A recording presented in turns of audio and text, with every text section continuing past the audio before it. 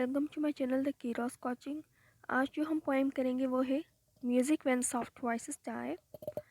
और वीडियो को स्टार्ट करने से पहले मैं जो है चाहूँगी कि आप जो है मेरे चैनल को सब्सक्राइब कर लें। ठीक है, तो आज इस वीडियो में जो है हमें जो है इसको पहले पढ़ूँगी, जो भी मीनिंग जो है, जो भी हार्ड वर्ड्स हैं उनकी मीनिंग मैं आपको बता दूँगी। और इसी वीडियो में जो है हम एक्सप्लेनेशन करेंगे स्टैंजास की, और रेफरेंस करेंगे, कॉन्टेक्स्ट करेंगे, और आखिर में जो है समरी करेंगे। तो पहले जो है मैं इसको पढ़ लेती हूँ। Music when soft voices die. Music when soft voices die vibrates in a memory. Odours, odours का मतलब होता है, ऑर्डर का मतलब होता है यानी खुशबू या फिर कोई भी किसी किस्म की स्मेल हो उसको कहते हैं। व्हेन स्वीट वायलेट्स, वायलेट्स का मतलब होता है यानी वायलेट्स जो है एक तरह के फूल होते हैं, फ्लावर्स होते हैं। Second, live within the sense they quicken. Rose leaves, rose leaves यानी जो गुलाब के पत्ते होते हैं उनके बारे में कह रहे हैं। When the rose is that are heaped, heaped means यानी इकट्ठा करना यानी जमा करना। For beloved's bed, beloved's bed का मतलब है यहाँ पे कब्र। And so the thoughts when thou art gone, love itself shall slumber on. Slumber का मतलब है यानी सोना, स्लीप करना। Stanza number 1. Music when soft voices die, vibrates in the memory, orders when sweet violets sicken, live within the sense they quicken. इसका reference में जो है पढ़ लेती हूँ। रेफरेंस में हमें जो लिखना होता है कि ये पोएम जो है किसने लिखी है। These lines have been taken from the poem Music When Soft Voices Die, written by Percy Bysshe Shelley। इन्होंने लिखी थी।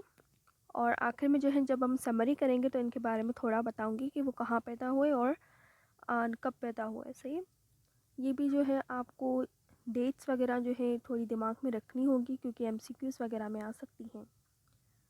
कॉन्टेक्स्ट जो है हम देख लेते हैं। In this poem poet describes a recollection of a true love that has an everlasting impression upon our mind and heart, just as some charming piece of music vibrates in the memory long it is once heard. The fragrance, fragrance का मतलब होता है यानी खुशबू, still remains when the violets die away. In the same way, when some loved ones goes away, her love is recollected after the departure. तो इसकी explanation बताऊंगी तो आपको जो है खुद ही समझ में आ जाएगा। सही, explanation. In this line, the poet said that when the voice of some music dies away, it vibrates in the memory afterwards.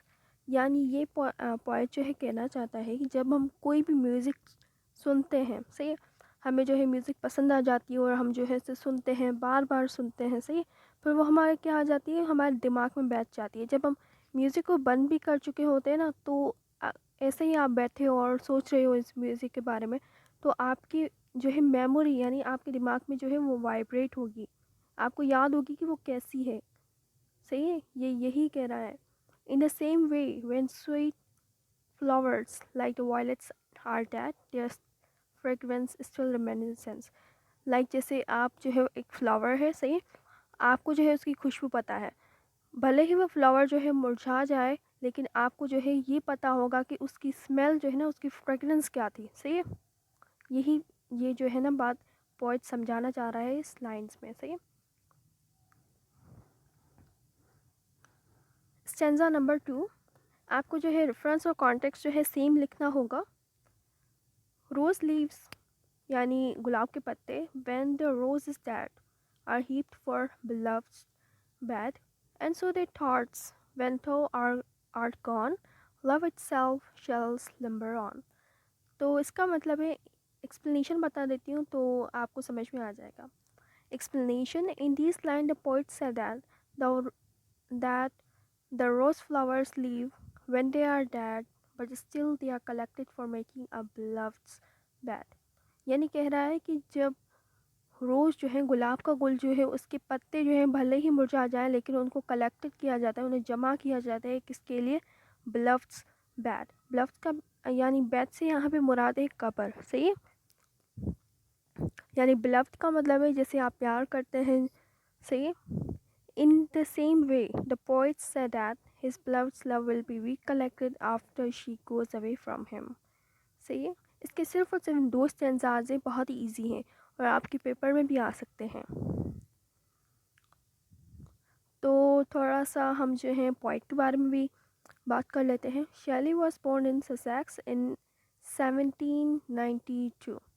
ये जो बोर्न हुए थे 1792 में हुए थे और इटाली में जो है ये वफात पा गए 1822 में से। He was romantic poet. यहाँ पे पीरियड पे लिखा हुआ है रोमांटिक पीरियड 1790 से लेकर 1830 तक है, सही। He was educated in Oxford. उन्होंने जहाँ से तालीम हासिल की थी वो तो ऑक्सफोर्ड से हासिल की थी। वेयर ही वॉज एक्सपेल्ड, जहाँ से जो है उन्हें निकाला गया। क्यों निकाला गया? For writing a pamphlet. उस पैम्फलेट का नाम क्या था? The necessity of atheism. इसका मतलब होता है, एथीज़म का मतलब होता है यानी वो इंसान जो खुदा पे यकीन नहीं करता, सही है। इसी वजह से जो है इन्होंने एक पैम्फलेट लिखा था तो उन्हें जो है वहाँ से निकाल दिया गया, सही। समरी जो मैंने आपको एक्सप्लेनेशन में बताई वो सेम ही होगी, लेकिन आप जो है अपने हिसाब से भी लिख सकते हैं। Music lives in the mind of a hearer, the voice of a singer stops.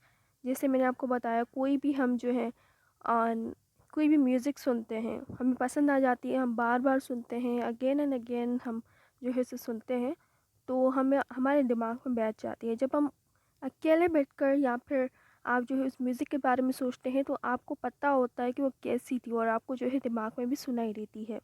Smells also lived in a sense of a person after the flowers have been removed.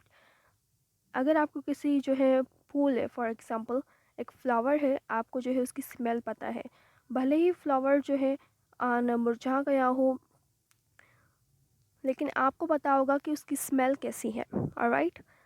The leaves of a rose are used for covering the bed of the lovely person. Hence, the thought of a poet will be remembered by the lovers when the poet is dead.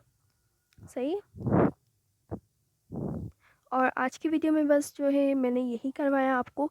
अगर आपको कोई भी जो है problem होती है इस topic में और इस पोएम में तो आप जो है मुझे कमेंट सेक्शन में लिखिएगा, मैं आपका रिप्लाई ज़रूर दूँगी।